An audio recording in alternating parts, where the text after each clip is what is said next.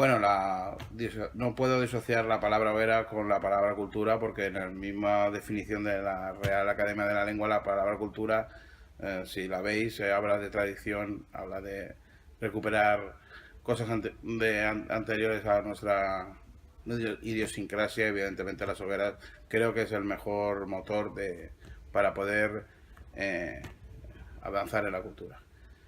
Y bueno, pues evidentemente son muchísimas cosas lo que puede aportar las hogueras a la palabra cultura, desde gastronomía, recuperación de nuestro idioma, recuperación de nuestras tradiciones, trajes, en fin, es muy grande y bueno, pues bastante, bueno, es muy amplio lo que el mundo de las hogueras nos puede repercutir en la palabra cultura, desde los trajes, la lengua, el teatro tradicional con los antiguos eh, mm, sainetes, no me sabe la palabra, la misma monumento, que es la parte principal de la fiesta, que viene de muy atrás, las tradiciones de quemar trastos que ya Rafael Altamira ya recogía en sus escritos, con lo cual no es una cosa que estemos hablando solamente del año 28. Bueno, tanto en Federación como en las hogueras, porque al final, pues, a ver,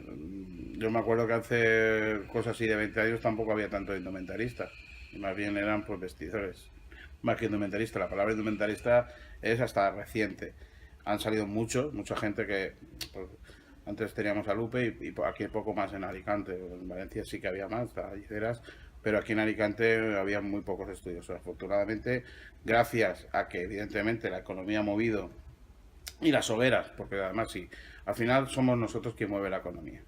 Muchas veces nos subvaloramos y deberíamos sobrevalorarnos más, porque al ser un colectivo tan grande y que mueve tanto dinero al cabo del año, si no fuera por nosotros, el tema de la indumentaria, como otros muchos, no se moverían. Y en el caso de la indumentaria es bastante... Hombre, el esfuerzo económico hace falta porque un traje vale dinero, pero no hace falta un coste, no se te puedes ir a unas telas caras. Es más, si tenemos en cuenta las tradiciones, el siglo XVIII, el siglo XIX, no creo que los alicantinos de a pie gastaran en telas caras. Evidentemente habría una burguesía, había una clase pudiente, la más pudiente, que era la mínima, que sí que evidentemente llevaría unos trajes y unas telas caras, pero las personas de la inmensa mayoría de la población no llevaría ese tipo de trajes, que serían telas bastante asequibles, que se pueden encontrar ahora. Ahora lo único sería la confección. Se puede ir muy bien vestido y precisamente recuperar lo popular, volviendo a lo de antes, con lo cual con un poco de dinero y con un poquito de gusto no hace falta mucho dinero. Sobre todo en estos años de crisis, que vamos saliendo poco a poco, pero se ha notado muchísimo. Además, antes cuando el ayuntamiento, diputación y otras entidades editaban libros, pues a lo mejor pasaba un poquito no llamaba tanto la atención la labor de tanto Hogueras como Barracas de la publicación de libros. Ahora que cuando se acaba el dinero éramos los mayores editores de la ciudad de Alicante, tanto las Hogueras como las Barracas, sobre todo el mes de junio.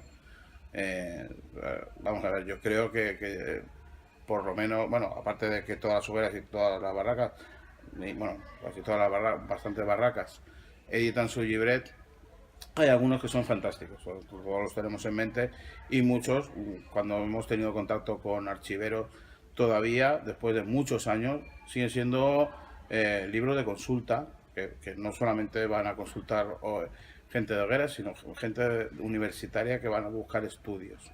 Hay librerías que tienen muchísimo trabajo de investigación, no solamente del mundo de la fiesta, sino sobre todo de la historia de la ciudad. Gracias a las hogueras, precisamente pues eso, con el esfuerzo de los comisionados buscando lo que es la financiación a través de los anuncios, y bueno, desde la Generalitat con el premio del uso del valenciano, que gracias a ello también se ha podido intentar recuperar nuestra lengua, pues es una cosa muy importante dentro de la cultura de las hogueras. No podemos disociar lo que es la sociedad con el mundo de las hogueras. Bueno, aquí todo el mundo dice que todo el mundo ve los documentales de la 2 y lo único que hacen es meter el 5 a la hora de la siesta, con lo cual esto es constancia. Yo como delegado de cultura en federación y luego la experiencia que he tenido luego yendo a actos a otras hogueras, pues yo he llegado a llegar a un acto y suspender porque no había gente, o incluso en algún coloquio era más la gente de fuera que la gente de la misma comisión. Vamos a ver, esto es constancia. Si hoy viene uno, pues esto hay que seguir. Hacer propuestas que sean, pues, que llamen a la gente. O sea, tú no puedes hacer rollos que uno empieza y que al final pues la gente no vaya. Vamos a ver, es que una actividad cultural es atractiva de por sí, pero hay que hacerla más atractiva. Y ese enfrentamiento es que yo nunca lo he visto. Es que pueden convivir las dos opciones. Es que al final el playback es una tradición. ¿Cuántos años lleva ya las ediciones lleva el playback? ¿Y cuántos comisionados no ha podido recoger? Es que no es un mal. Eso, lo que es el concurso artístico, antes playback, no es una cosa mala, al contrario, es una cosa buena. Se ha nutrido gente nueva que no tenía nada que ver con hogueras, que no tenía ningún tipo de tradición familiar y se han metido y siguen. Luego han descubierto cosas que no sabían que existían en la fiesta, entre ellos estos temas culturales.